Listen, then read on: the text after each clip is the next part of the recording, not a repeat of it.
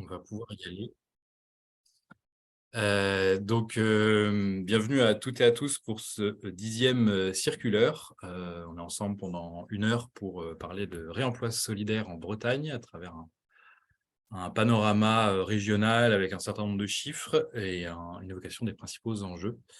Quand je dis nous, il s'agit en fait de moi-même. Je suis Baptiste Bertrand, chargé de projet réemploi à la CRES Bretagne, la Chambre régionale de l'économie sociale et solidaire.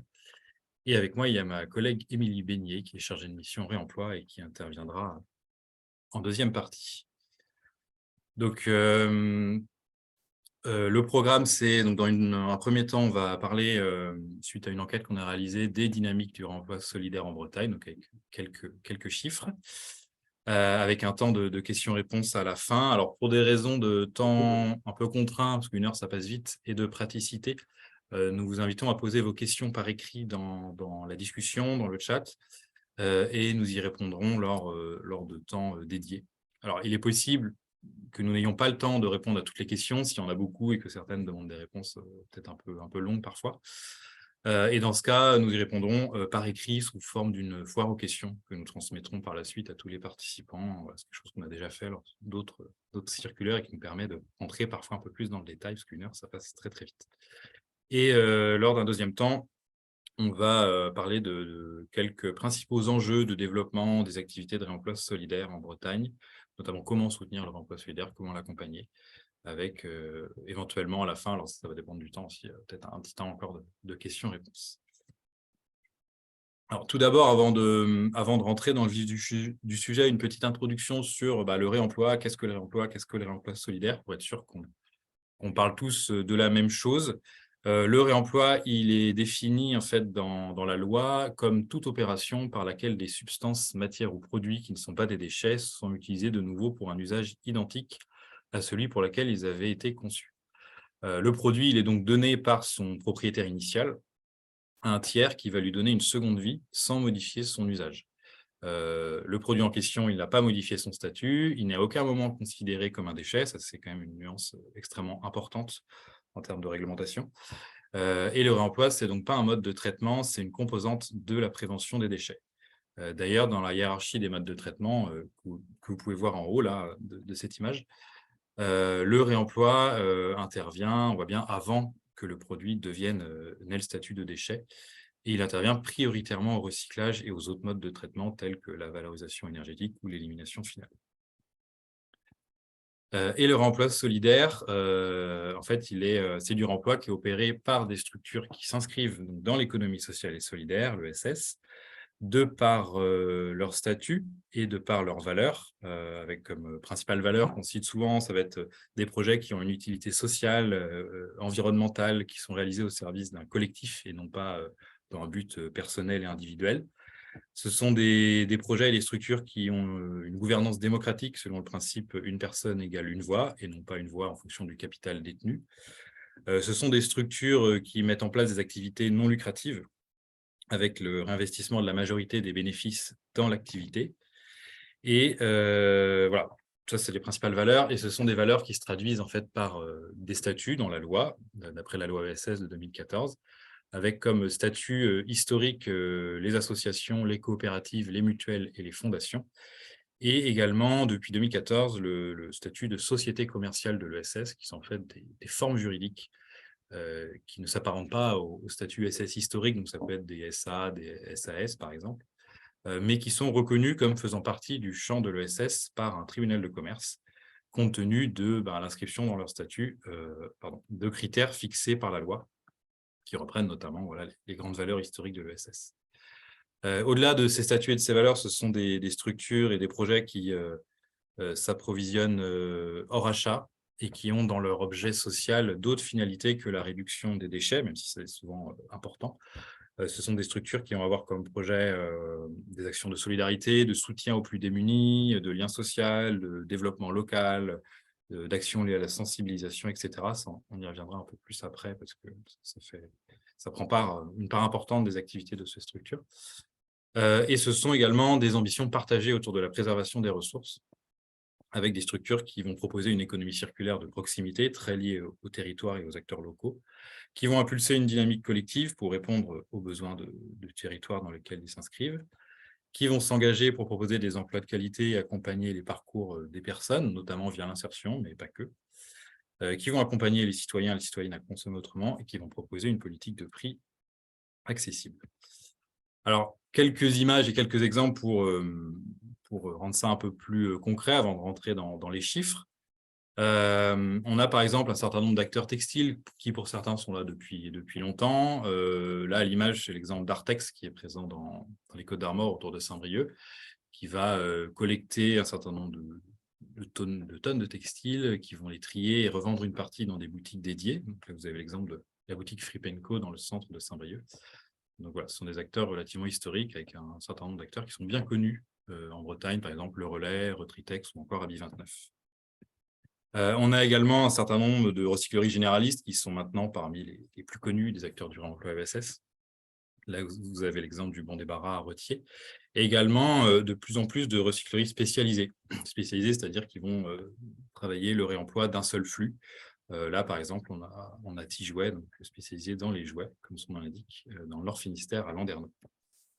Également, des activités en fort développement, c'est tout ce qui va être lié au réemploi de matériaux, donc avec des recycleries de matériaux. Là, on a l'exemple de Stereden à Dinan, et également de plus en plus d'acteurs qui vont développer des valorisations sur des flux particuliers ou des axes particuliers. Là, par exemple, le Val-Ouest qui va valoriser des menuiseries. Et ces acteurs de réemploi des matériaux, ils développent de plus en plus des activités aussi connexes, par exemple sur des diagnostics ressources ou de l'accompagnement à la déconstruction sélective. On a un certain nombre d'acteurs qui opèrent dans le champ du D3E, des déchets d'équipements électriques et électroniques. Alors, parmi les plus connus, je pense qu'il y a Envie qui va traiter un peu tous les objets électriques et électroniques.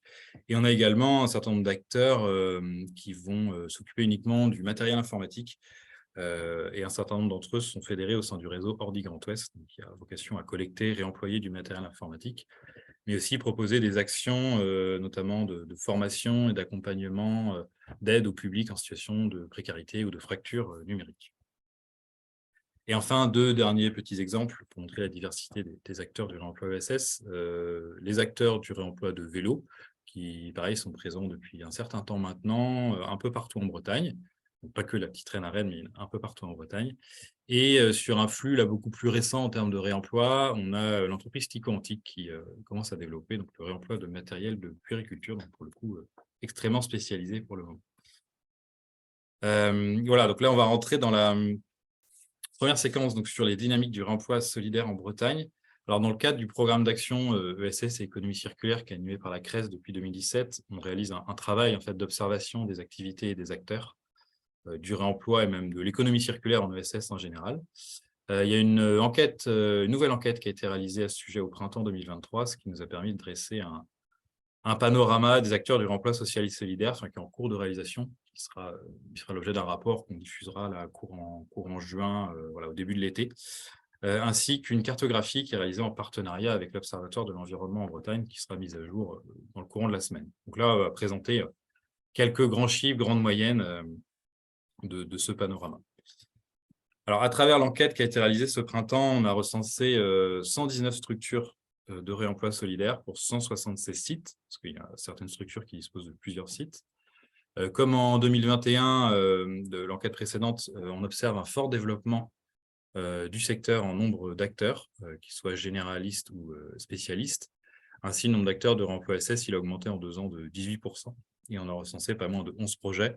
Alors, le nombre réel, il est probablement supérieur, parce que c'est parfois compliqué de pouvoir suivre tous les projets qui émergent, notamment quand c'est à des échelles extrêmement locales et quand c'est à des stades très précoces encore.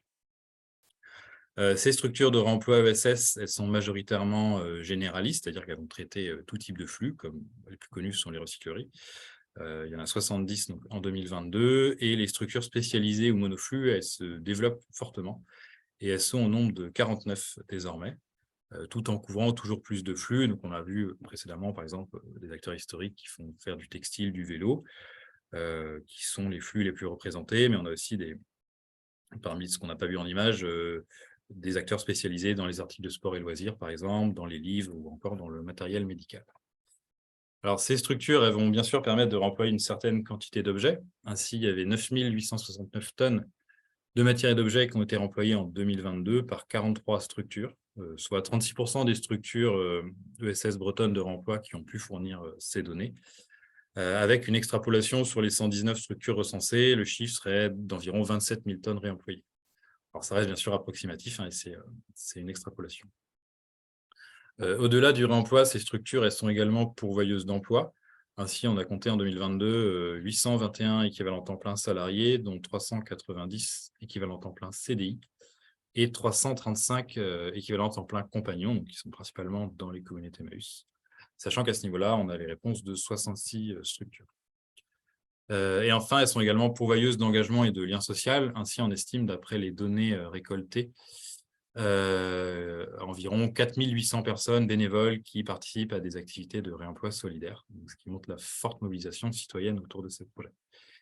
Et on a également 70 acteurs de réemploi solidaire qui ont déclaré avoir des partenariats avec au moins une collectivité locale, mais ça, on y reviendra un peu plus en détail par la suite. Le territoire breton, il commence donc à être bien maillé en termes d'activités de réemploi solidaire, même si certains territoires en restent dépourvus ou faiblement pourvus. La carte là, que vous voyez à l'écran, elle est en fait une capture d'écran de ce qu'il y a sur le site de l'Observatoire de l'environnement en Bretagne, où vous pouvez retrouver pour chaque acteur présent un certain nombre d'indicateurs, les tonnages, les moyens humains, les flux traités, etc.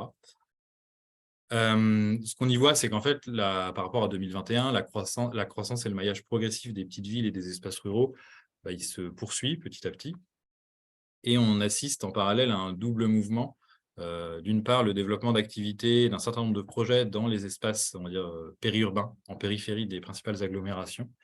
Ce mouvement, il est particulièrement notable dans le bassin rennais, où on observe un fort développement de projets. Et également un développement des acteurs spécialisés un peu partout sur le territoire, même si les milieux urbains restent favorisés, avec notamment le développement de nouveaux flux, de nouveaux acteurs spécialisés dans certains flux, par exemple dans la puériculture, on l'a vu, mais aussi dans le mobilier professionnel. Cette notion de maillage encore incomplet, mais qui se densifie petit à petit, elle tend à devenir de plus en plus importante du fait du développement du nombre de projets, du nombre d'acteurs, du nombre de flux couverts.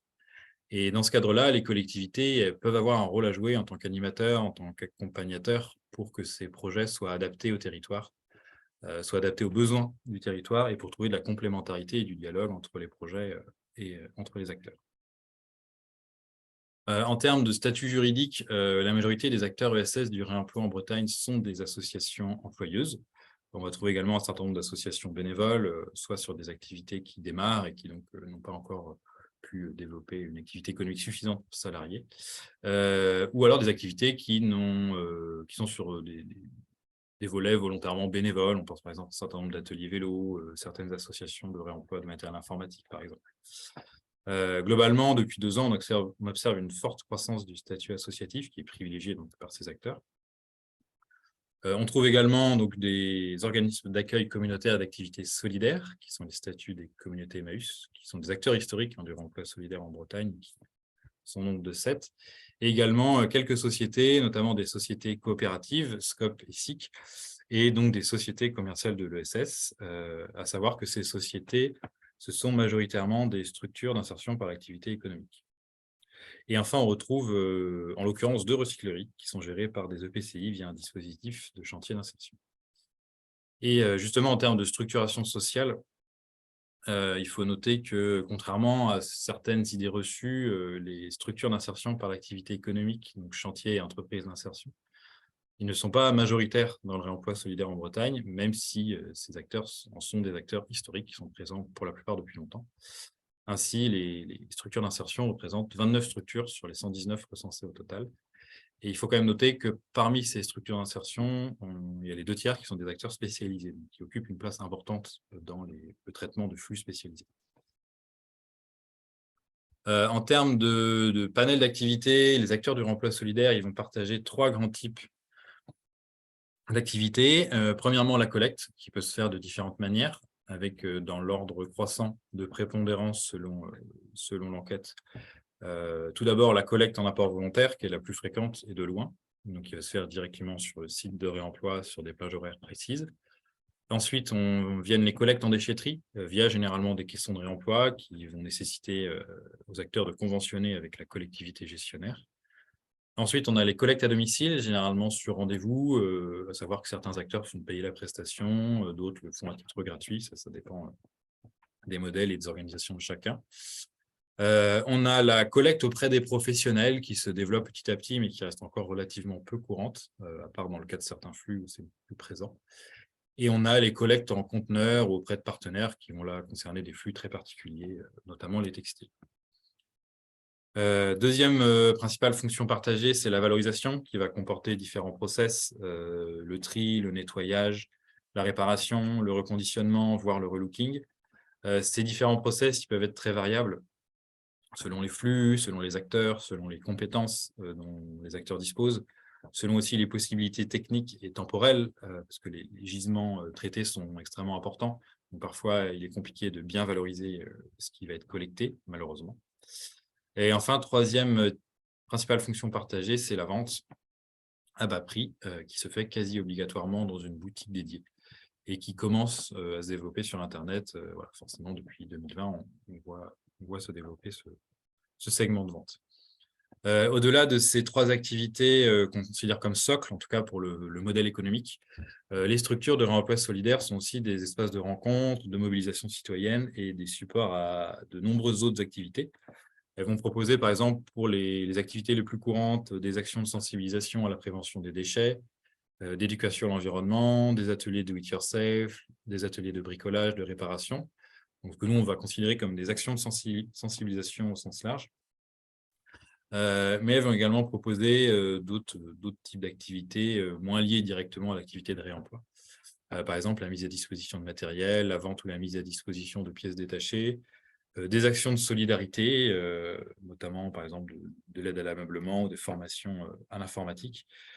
Voire, bon là il y a un cas unique pour le moment, mais c'est des choses qui sont en réflexion, un espace de coworking.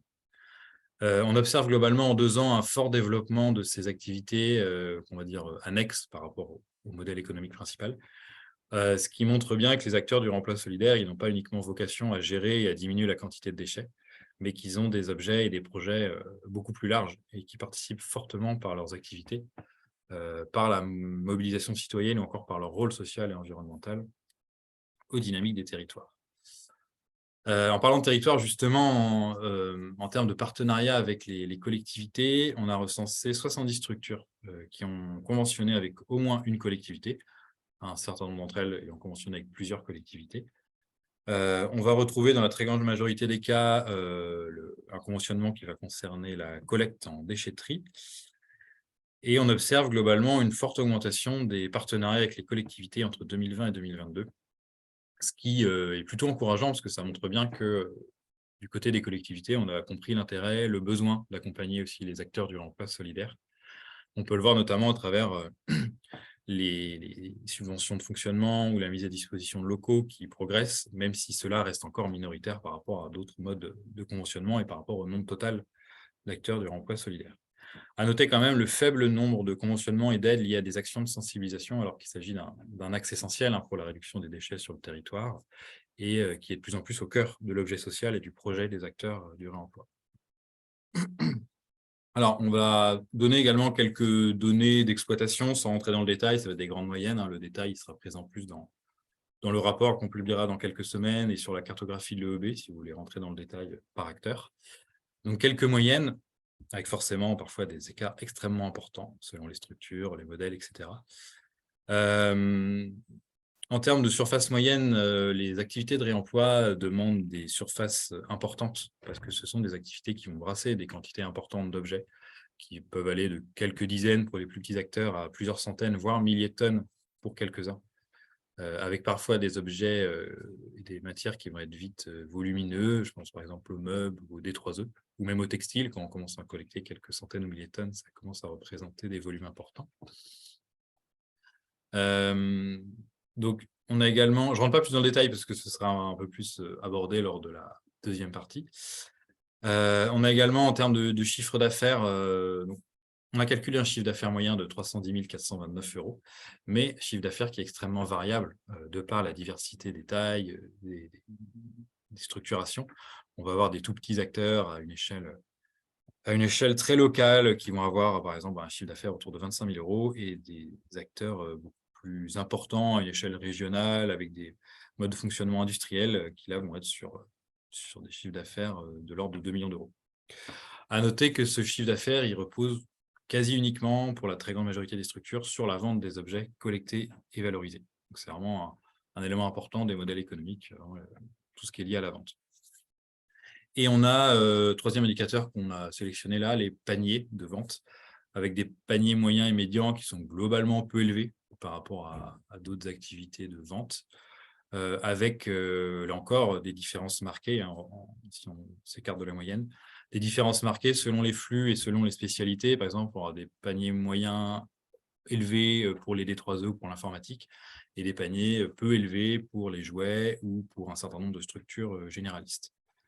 Donc, différence entre les flux qui explique aussi, forte différence qui explique aussi la différence assez notable entre panier moyen et panier médian. Je pense que voilà, la majorité des structures tournent autour de 10-15 €. Au-delà des chiffres en fait, de leurs activités, alors on est passé assez vite, désolé, je ne peux pas rentrer plus dans le détail vu le temps dont on dispose. Ces acteurs du remploi solidaire, ils apportent un grand nombre de bénéfices à leur territoire. En premier lieu, en tout cas ce qui va venir en tête relativement spontanément, ça va être la diminution de la quantité de déchets par le fait d'offrir une deuxième vie aux objets, mais également lié à la sensibilisation. On a l'économie de ressources que ça suppose par l'allongement de la durée d'usage des produits, ce qui va permettre d'éviter l'achat et donc la fabrication de biens neufs. On a également en bénéfice non négligeable la création d'activités économiques et d'emplois locaux non délocalisables, la majorité étant des CDI et un certain nombre de ces emplois étant créés dans le cadre de parcours d'insertion professionnelle. On a également le fait que le réemploi SS soit un support des solidarités et du pouvoir d'achat, parce qu'en revendant des biens à bas coût, les acteurs du réemploi solidaire, ils vont répondre aux besoins des personnes et des structures à faible revenu sur leur territoire. Autre bénéfice non négligeable, ça va être tout ce qui est lié à la richesse sociale, parce que ce ne sont pas seulement des lieux de vente, mais aussi des lieux de vie, des vecteurs de lien social, de rencontres entre différents publics, de par les parcours d'insertion, bien sûr, mais également de par l'engagement bénévole, 4 800 personnes, on le rappelle, de par la constitution d'espaces de mobilisation sociale pour permettre aux gens de prendre confiance, de reprendre confiance, de créer des liens, de s'émanciper, de monter en compétences, que ce soit des personnes qui soient salariées ou bénévoles. Et enfin, dernier bénéfice, mais non des moindres, le fait que ce soit des outils et des lieux pour développer des dynamiques de territoire, pour contribuer à la vie locale, via, par exemple, des coopérations avec d'autres structures. Les acteurs du remploi solidaire fonctionnent rarement en vase clos, via le développement d'un commerce de proximité, le dynamisme que cela a apporté alors ça va dépendre de la commune, mais à un centre-bourg, à un centre-ville, à un quartier. Via également la mobilisation des habitants, des citoyens, via enfin des expérimentations pour répondre à des besoins qui pourraient être non couverts sur le territoire. Donc voilà, assez rapidement, un panorama moyen relativement rapide des acteurs de l'emploi solidaire en Bretagne. Je ne sais pas s'il y a eu des questions par rapport à la présentation. On n'a pas de questions qui sont remontées. Alors, je mets le micro. Ça y est. On a une première question qui arrive. Si vous en avez, n'hésitez pas à les poser par écrit. Donc, une question. Le frein principal pour pérenniser les structures de réemploi dans les villes moyennes et métropoles est l'accès au foncier à des loyers solidaires modérés. Quels sont les leviers possibles pour enrayer cela? On va sans doute répondre en partie à la question dans la deuxième partie. Ouais, oui, on va y répondre, mais c'est vrai qu'un des principaux, voire le principal frein aujourd'hui identifié pour le développement des activités, notamment la création de nouveaux projets, c'est très clairement le foncier. Le foncier et l'accès aux locaux, surtout dans des territoires tendus, voilà, en milieu urbain, zone littorale, même si les milieux ruraux n'y échappent pas plus aujourd'hui. Voilà. Mais Émilie détaillera ça un peu plus en deuxième partie. Si vous n'avez pas d'autres questions à court terme, je propose qu'on enchaîne sur la deuxième partie. Et si jamais des questions vous reviennent en mémoire, n'hésitez pas à les poser. On essaiera de prendre un temps en fin de séquence pour y répondre.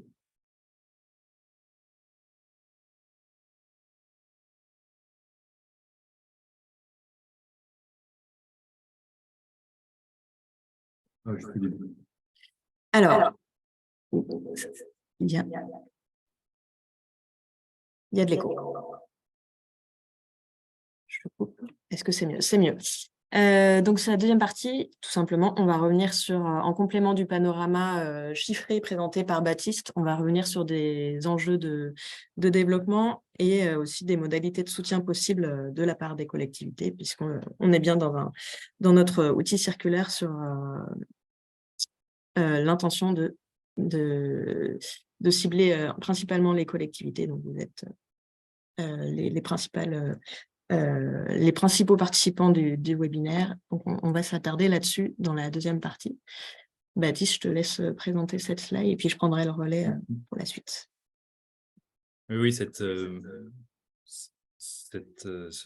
slide, elle sert un peu en fait finalement de conclusion, de lien entre les deux parties, en présentant quelques éléments sur les grandes composantes du modèle socio-économique des acteurs du remploi solidaire en Bretagne, donc qui mixe un peu de quantitatif issu du panorama et de qualitatif issu de tous les travaux qu'on mène, animation de groupe de travail, accompagnement des acteurs, etc.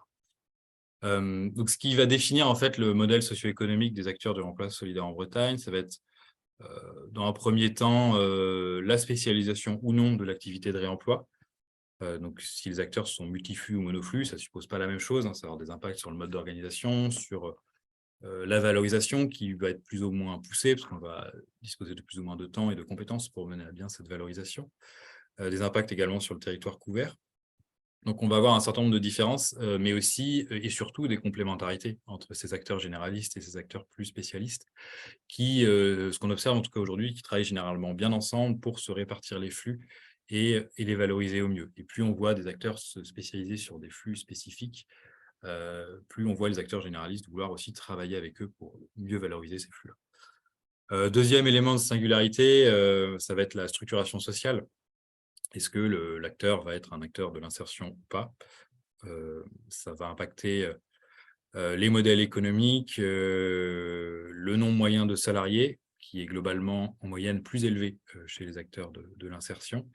La gestion des activités qui va aussi différer, parce que le projet et l'objet social n'est pas forcément exactement le même, et donc on ne va pas forcément mettre la même priorité à toutes les activités de réemploi.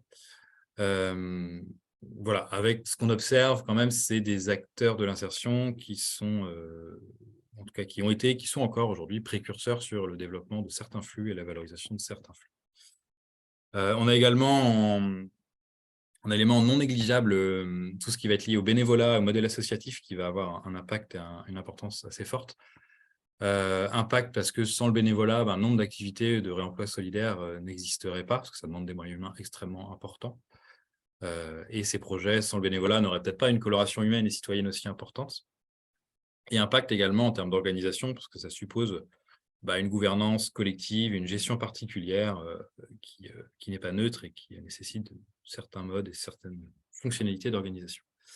On a donc, voilà, faire écho à la question qui a été posée, et on va en reparler ensuite, la prépondérance du foncier et la taille des locaux, qui est importante, en particulier sur la pérennité à long terme de l'activité, pérennité d'un point de vue économique, mais également d'un point de vue humain, pour quand même bénéficier de locaux adaptés et qui soient à minima relativement, on va dire, confortables et à minima adaptés pour pouvoir préserver l'humain.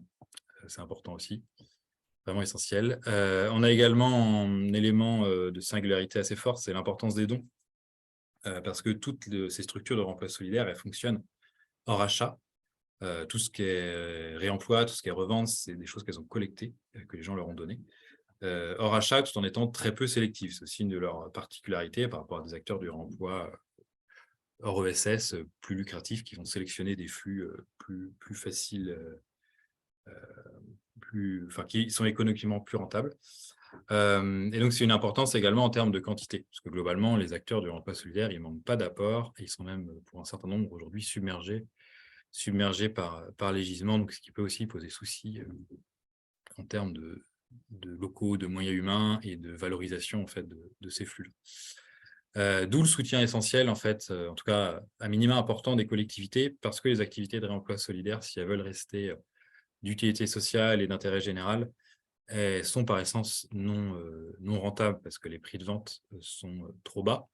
Voilà, ça fait partie de l'objet social, proposer des objets à bas prix, mais les prix de vente sont généralement trop bas pour couvrir tous les frais, notamment les frais locatifs et le temps humain passé à la collecte et à la valorisation qui est très peu valorisé économiquement et très compliqué à valoriser économiquement, si on veut garder en tout cas des prix bas.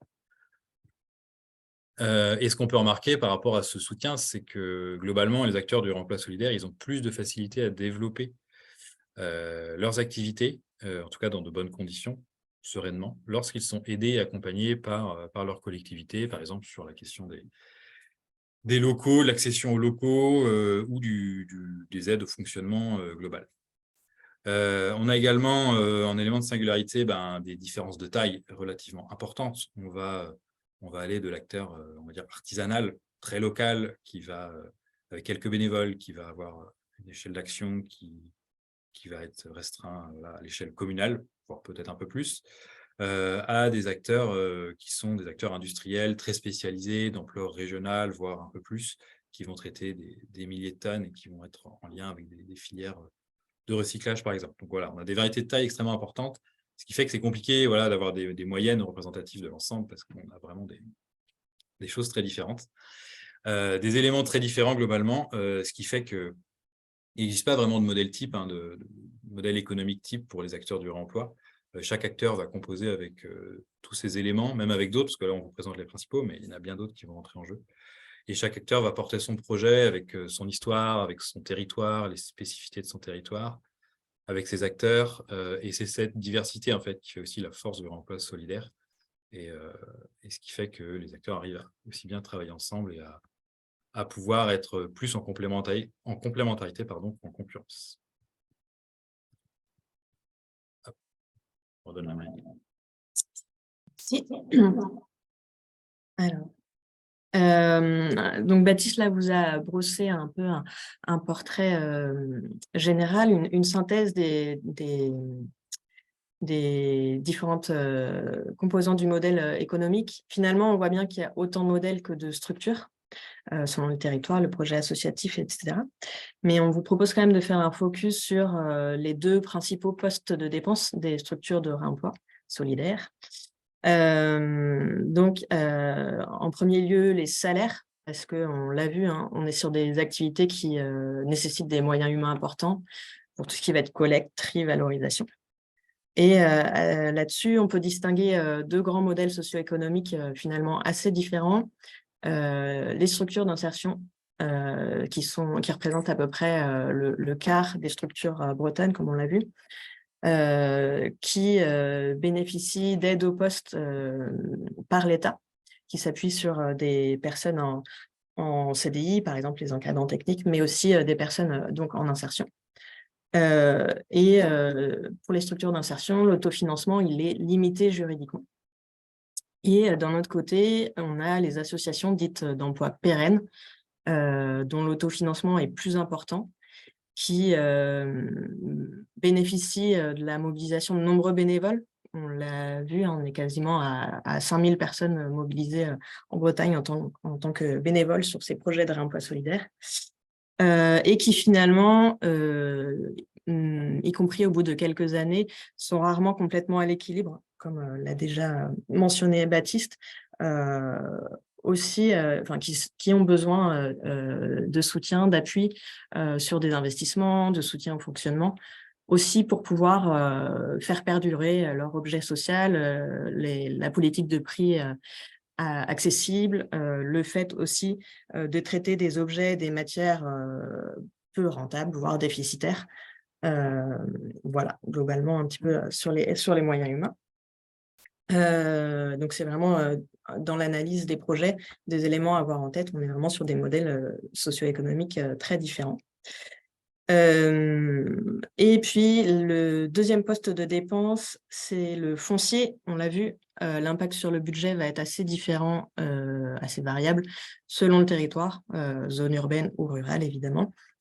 Ça vient impacter en fait le projet en tant que tel sur ses besoins de stockage, ses besoins pour la vente, pour mener des ateliers de sensibilisation, de réparation, etc. D'hygiénisation aussi, pour certains. Mais la question du foncier, elle peut aussi concerner l'enjeu du développement des filières de réemploi et une échelle plus régionale notamment, puisque pour massifier, se répartir les flux entre acteurs d'une même filière, on a des enjeux de stockage et de logistique à traiter. Que tu passes, pardon. Là-dessus, il faut aussi avoir en tête que le secteur du réemploi solidaire se structure aussi à l'échelon national, et notamment avec l'adoption en février 2020 de la loi AGEC.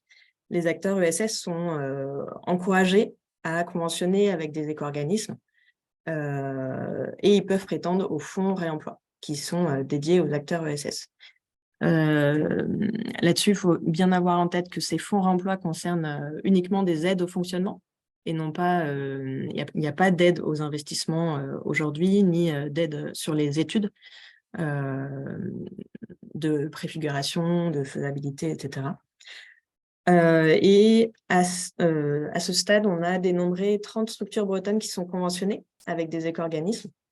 C'est un mouvement en cours. Après, il faut bien avoir en tête que convention ne signifie pas forcément soutien pour le moment, et que dans les retours qu'on a pu avoir pour le moment, on est sur des soutiens qui ne sont pas structurants sur les modèles économiques des structures conventionnées. Pour les autres, il y a un certain nombre de freins qui sont ressortis, notamment des journées régionales réemploi auxquelles vous êtes plusieurs à avoir participé fin mars. La question du foncier, puisqu'on a besoin aussi de mettre en place des bennes, et puis des questions plus organisationnelles, de process, de traçabilité. Le développement des filières REP pose aussi un certain nombre de questionnements sur la qualité de certains gisements reçus, notamment ceux à plus forte valeur ajoutée, sur lesquels on a des activités plus lucratives qui sont en train de se développer aussi ces derniers temps. La loi AGEC, elle impose aussi aux services de l'État et aux collectivités des obligations en termes d'équipement en réemploi. Et donc, l'activation en fait de la commande publique, ça constitue à la fois un levier, mais aussi un défi pour toutes les parties prenantes. Et côté acteur ESS, le défi, c'est surtout de mieux structurer une offre commune qui puisse permettre de répondre aux demandes des services de l'État et collectivités pour, si demain un service a besoin de 30 tables serrées identiques, être capable de les produire et de s'organiser collectivement pour les fournir. Je mets que tu passes. Donc ce que je viens de dire, ça montre bien qu'il y a besoin de structuration aussi à une échelle multi-acteurs. Et là-dessus, depuis quelques années, des collectifs régionaux sont en train de se structurer, continuent à se développer. Un certain nombre qui sont animés par la CRES, donc le réseau breton des recycleries et ressourceries, qui vient de se définir un nom, le RAB, le collectif des matériaux du bâtiment, le collectif textile, et puis plus récemment, le lancement d'une dynamique sur le mobilier de seconde vie, et également d'autres acteurs régionaux comme Ordinateur Grand Ouest, dont on a parlé. Dans tous les cas, on est sur des collectifs dans lesquels les acteurs se réunissent pour faire émerger de nouvelles activités, innover, pour faciliter le déploiement et l'accès à l'offre ESS, avec des enjeux partagés de massification, de logistique. Donc là encore, on revient à la question du foncier. d'organisation, de coopération pour proposer des offres communes. Voilà, globalement, un petit peu le panorama. Je vous ai mis à droite 2 illustrations sur le mobilier de seconde vie et en bas, la cartographie des acteurs du réemploi, du réemploi de matériaux, pardon. Mais on mettra en fin de présentation un certain nombre d'outils si vous voulez aller creuser ce qui se passe sur ces différents flux à l'échelon régional. Ces structurations régionales, elles sont en lien étroit avec l'échelon national. Alors, côté CRES avec ESS France, mais aussi avec les têtes de réseau des acteurs du réemploi solidaire en direct, hein, que ce soit Emmaüs, Envie, Le Relais, avec des fonctionnaires, enfin des missions partagées de plaidoyer, de communication et de développement des compétences. Et à ce sujet, il y a eu des avancées récemment pour la structuration du secteur avec la reconnaissance par France Compétences de 2 métiers émergents, agents valoristes des biens de consommation courante, opérés par le réseau national des recycleries-ressourceries, et puis technicien valoriste de réemploi, où là, la dynamique a été portée par les acteurs bretons. Donc, on est vraiment sur un secteur qui se structure et qui bouge à tous les niveaux. Côté collectivité, le soutien à cette dynamique de réemploi solidaire de proximité peut prendre plusieurs formes. Alors, dès le montage du projet, ça peut être évidemment contribuer aux études de faisabilité, participer à leur financement, ou bien initier des projets en co-construction avec les acteurs locaux. Là-dessus, on se permet quand même de rappeler l'importance de repérer l'existant pour ne pas le fragiliser, parce qu'on a vu qu'on est sur des modèles qui nécessitent de maintenir un certain nombre d'équilibres sur les flux, l'accès au gisement, la partie vente. Donc attention à repérer l'existant et à construire les nouveaux projets avec l'existant, avec les acteurs du réemploi solidaire qui se trouvent sur le territoire ou en proximité. Et à ce sujet, il y a un certain nombre d'acteurs qui se développent sur les territoires. Les pôles de développement de l'ESS et le réseau des tags sont en fait des partenaires de la CRES à l'échelle territoriale, et qui connaissent les acteurs du réemploi solidaire, qui peuvent aussi amener une expertise d'animation de collectif ou de qualification des besoins du territoire. Donc, ça peut être des partenaires privilégiés des collectivités pour travailler au montage de projets. Un autre levier essentiel à activer, c'est d'appuyer les structures sur le foncier. Donc, ça fait écho à la question qui a été posée précédemment. Il y a la question des loyers modérés, mais dès le montage des projets, en fait, se pose la question d'appuyer les structures pour finalement identifier du foncier, s'appuyer aussi sur les outils de planification, notamment le PLU, pour sanctuariser aussi, anticiper et sanctuariser du foncier au service des activités de réemploi. Mais ça peut être aussi mobiliser des investisseurs du territoire ou proposer des actions ponctuelles en fonction des besoins des projets. Mais dans tous les cas, on voit bien que là-dessus, on est sur un enjeu d'aménagement qui va mobiliser bien au-delà finalement des services déchets. Et là-dessus, on peut revenir sur le cas, la bonne pratique opérée à Questembert, où la collectivité a joué un rôle essentiel dans toute la phase de prospective et d'installation du projet de ressourcerie sur le territoire.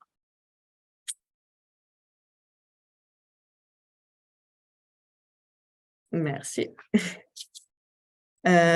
Pour finir, dernière slide, c'est finalement tout au long du projet, bien sûr, que les collectivités peuvent se positionner en partenariat avec les acteurs du réemploi solidaire, au titre de la politique de prévention des déchets, bien sûr, avec un enjeu, on l'a vu précédemment, sur la question de l'accompagnement des changements de comportement.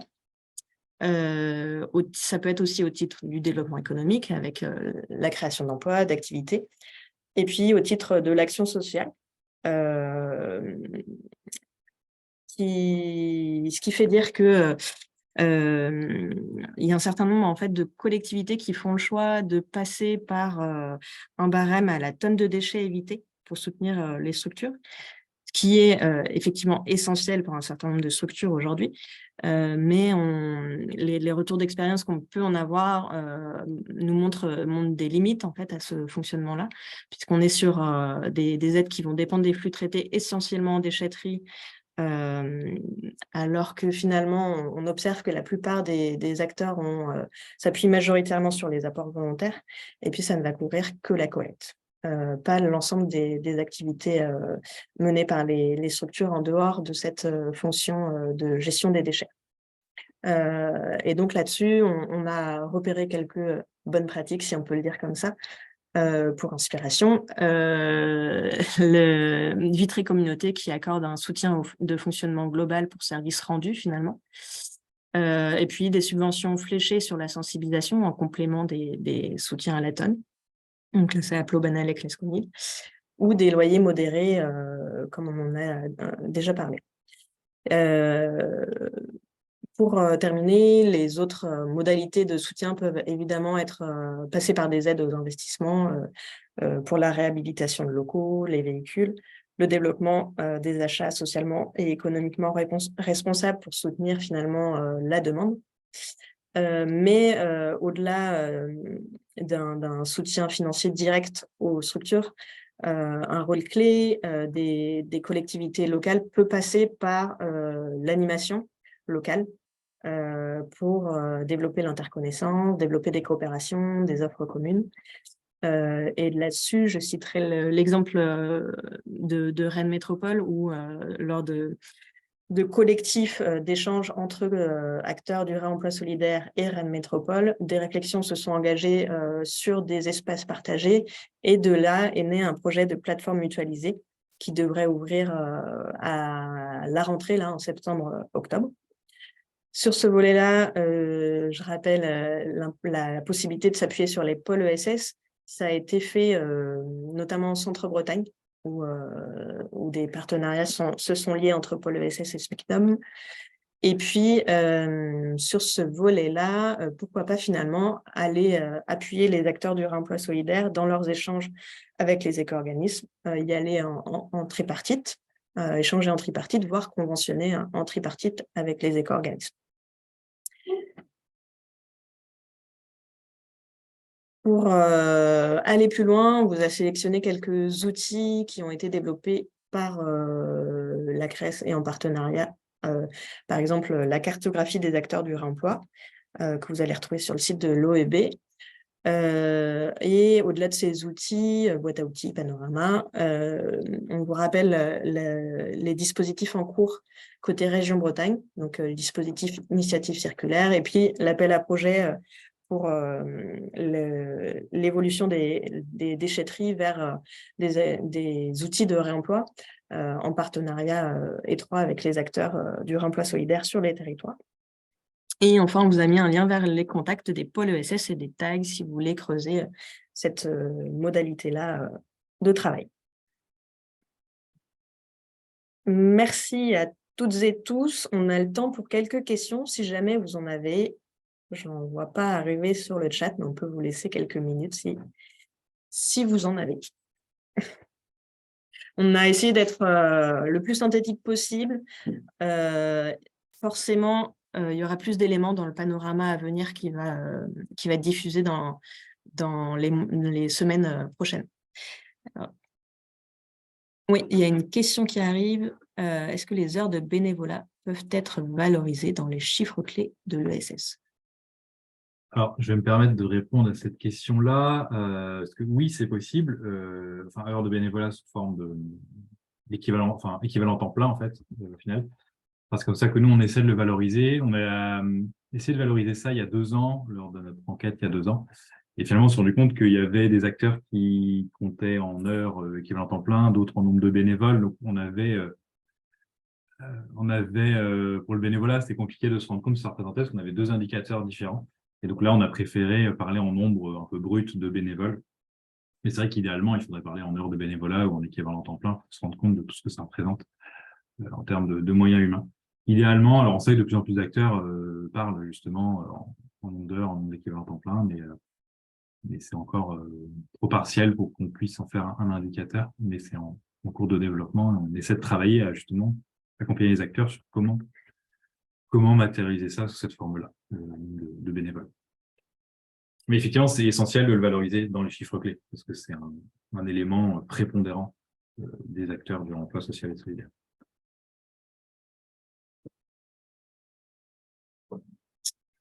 Est-ce que vous avez d'autres questions? Alors, quel positionnement possible avec le réemploi lucratif marchand? Vaste question. Est-ce que, Madeleine, vous voulez peut-être expliciter votre question par oral? Si vous voulez allumer votre micro. Oui, bonjour Émilie, bonjour à toutes et à tous. Oui, ma question en fait porte sur le réemploi des entreprises, c'est-à-dire des entreprises en fait qui voient un potentiel dans la collecte et dans le traitement et dans la revente. Et ma question effectivement, c'est comment les acteurs de l'ESS peuvent s'articuler ou peuvent se positionner ou collaborer avec ces entreprises et quelle place peuvent avoir ces acteurs-là sur un territoire. Alors là-dessus, en fait, ça va vraiment dépendre de chaque structure qui va adopter des positions différentes et puis en fonction aussi des opportunités sur le territoire.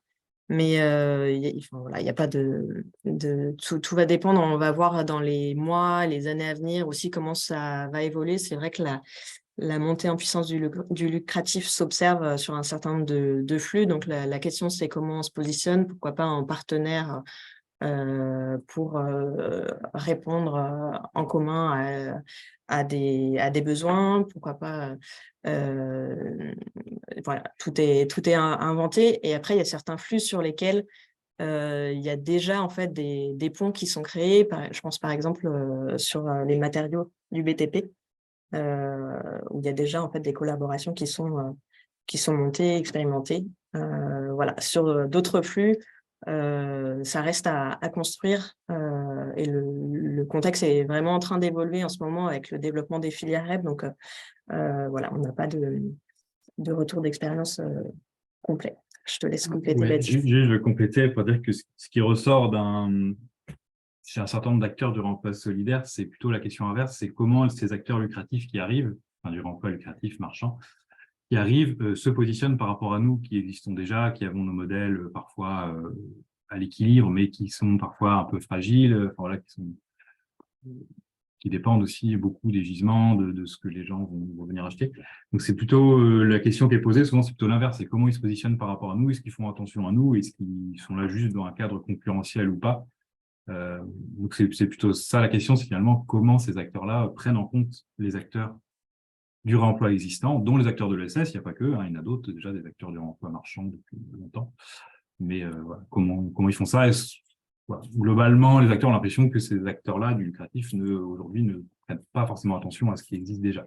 Il y a des cas où, enfin des exemples où c'est le cas, Émilie a parlé du réemploi des matériaux, il y a d'autres exemples. Mais c'est ce qui ressort aujourd'hui, c'est une sorte de crainte par rapport à ce développement du réemploi lucratif, du fait que les acteurs du réemploi ESS ne soient pas pris en compte. Pas assez, en tout cas.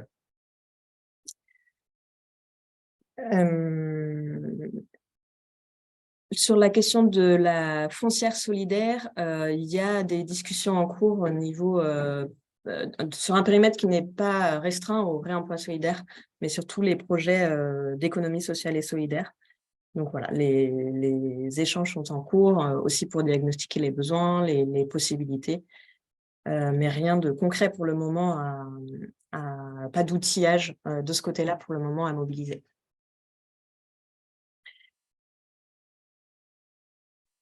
Merci à toutes et tous pour votre participation. Si jamais vous avez des questionnements qui émergent, n'hésitez pas à nous recontacter. vous trouverez nos contacts de l'équipe CRES sur le site ESS Bretagne. Et vous voyez, donc on est plusieurs personnes à participer à cette équipe, donc Baptiste et moi, mais aussi nos collègues Bettina et Mathilde sur les collectifs matériaux et textiles, et Pauline sur un périmètre plus large, et notamment sur le réemploi, sur le mobilier professionnel et les D3E. On vous invite aussi, avant de terminer, à vous inscrire à la prochaine circulettre qui devrait sortir à la fin du mois de juin. Donc, vous allez le retrouver aussi sur le lien du PowerPoint et dans les mails envoyés par notre collègue Pauline. Bonne journée à toutes et tous.